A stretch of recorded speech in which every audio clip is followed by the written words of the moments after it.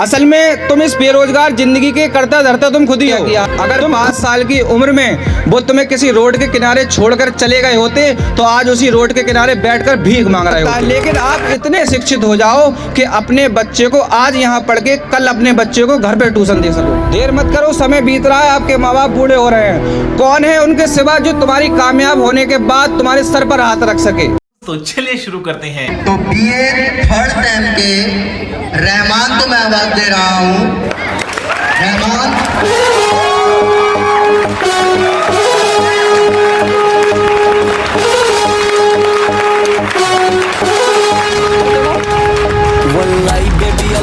तो मेरा नाम मोहम्मद रहमान, मैं भी आप लोगों की तरह इसी स्कूल का छात्र हूँ।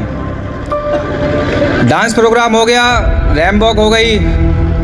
आइए अब कुछ ऐसे टॉपिक्स पे बात करते हैं जहां हम उन टॉपिक्स को भूल बैठे हैं। हम आज इतने खुश हैं कि हम भूल चुके हैं कि हम क्या हैं।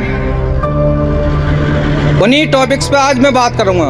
मैं अपनी स्पीच करने से पहले अपनी बात को एक शायरी से शुरू करना चाहता हूं कि खुशियों पर मौज की रवानी रहेगी। खुशियों पर सर इन्हें बुला लो, बच्चे ये बैठे हुए हैं, ऐसा माहौल बन नहीं रहा सर।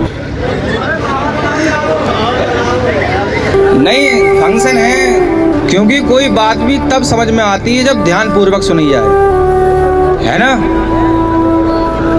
तो कि खुशियों पर मौज की रवानी रहेगी और जिंदगी में कोई ना कोई कहानी रहेगी। खुशियों पर मौज की रवानी रहेगी और ज़िंदगी में कोई ना कोई कहानी रहेगी और हम भी 4 चांद लगा देंगे इस कार्यक्रम में अगर आप लोगों की तालियों की मेहरबानी रहेगी। तो आज मैं अपने ही उम्र के लोग युवाओं के बारे में बात करने जा रहा हूँ। आजकल के युवा की सबसे बड़ी परेशानी पता है क्या है? खाते वक्त कार्टून देखना, टॉयलेट में बैठ के रील स्क्रॉल करना और सोचेगा कि हर महीने 10 लाख या 1 लाख कैसे बचाऊं या कैसे कमाऊं। यार सोचो, जो महीने का 1 लाख कमाएगा वो ये सब करेगा क्या?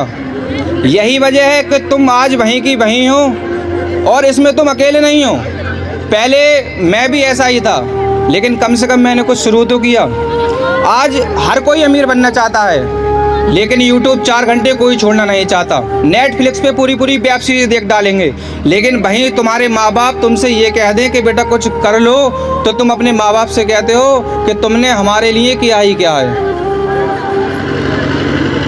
असल में तुम इस बेरोजगार जिंदगी के करता धरता तुम खुद ही हो।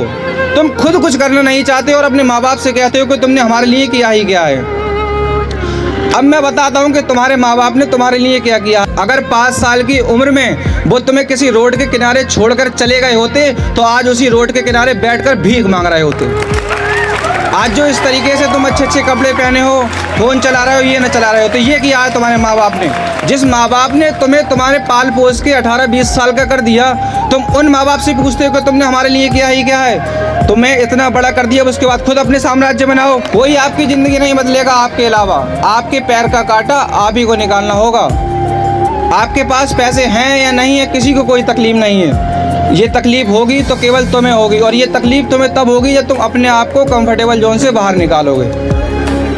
अनकंफर्टेबल रहिए, कंफर्टेबल मत रहिए, क्योंकि आपकी राइटिंग भले ही अच्छी ना हो, लेकिन आप कुछ ऐसा लिख दो कि लोग उसे पढ़ने पर मजबूर हो जाएं। कुछ लोग ये समझते हैं कि मैं पढ़ाई से ज़्यादा बिजनेस में पैसा है, तो मैं आज उनकी ये भी जो मेंटलिटी है दूर करना चाहता हूँ। मान लीजिए आप एक बड़े बिजनेसमैन बन गए, आपके पास बहुत पैसा है, आप अच्छे खासे पैसे वाले हो, खूब आपके पास पैसा है, लेकिन आप अपने बच्चे का एडमिशन कराने किसी कॉलेज या स्कूल में गए।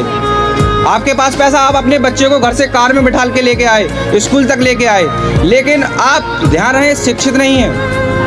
आप अपने बच्चे को कॉलेज में ये तो देख सकते हैं कि उसमें ठंडा पानी मिल रहा है नहीं मिल रहा है, या पंखे चल रहे हैं नहीं चल रहे हैं, लेकिन एक जो मेन मोटिव है जिसे कहते हैं शिक्षा, वो आप नहीं देख सकते। वो आप तभी देखोगे जब आज आप पढ़ोगे। आपका बच्चा घर से ट्यूशन तक जाता है, हो सकता है कुछ भी हादसा हो सकता है, लेकिन आप इतने शिक्षित हो जाओ कि अपने बच्चे को आज यहाँ पढ़ के कल अपने बच्चे को घर पे ट्यूशन दे सको। मैंने देखे छोटे छोटे बच्चे ट्यूशनों को जाते हैं, क्या उनके माँ बाप पढ़े नहीं हैं? मैंने देखा है इंटर कर चुके हैं, लेकिन मैं ये जानता हूँ कि जो बच्चा आज इंटर तक अच्छे से पढ़ ले तो वो 5वें 6ठे क्लास के अपने बच्चे को ट्यूशन घर पर ही दे सकता है, लेकिन फिर भी अपने बेस्ट, क्योंकि उन्होंने अच्छे से ही पढ़ाई नहीं की और दोष अपने माँ बाप को देते हैं। देर मत करो, समय बीत रहा है, आपके माँ बाप बूढ़े हो रहे हैं। देर मत करो, समय बीत रहा है, आपके माँ बाप बूढ़े हो रहे हैं। कौन है उनके सिवा जो तुम्हारी कामयाब होने के बाद तुम्हारे सर पर हाथ रख सके?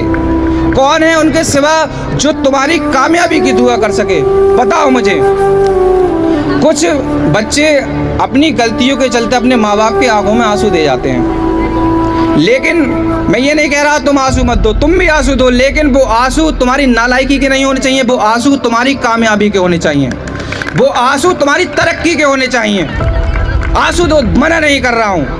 मैंने पिछली बार भी कहा था और अब भी कह रहा हूँ कि अपने सपनों का ताना बाना बुनना मेरे दोस्त, गरीब परिवार में जन्म लेना गुनाह नहीं है, लेकिन अपने माँ बाप को गरीब छोड़कर मर जाना सबसे बड़ा गुनाह है। जय हिंद, जय Bharat. Thank you so much इतने ध्यानपूर्वक सुनने के लिए, और तहे दिल से मैं शुक्रिया अदा करना चाहूँगा अपने कॉलेज वालों का, स्टाफ वालों का, जिन्होंने आज यहाँ पे बजरगंज जैसी ज़मीन पे इतना अच्छा प्रोग्राम किया और काफ़ी मैनेजमेंट अच्छी की है यहाँ पे। तो हमें बहुत खुशी होती है कि हमें गर्व होता है कि हमने इस स्कूल में, इस कॉलेज में हमने एडमिशन लिया है। समय समय पे मनोरंजन के लिए चीज़ें कॉलेज में होनी चाहिए और ये सपना साकार किया है जय जय ज्ञान डिग्री कॉलेज ने।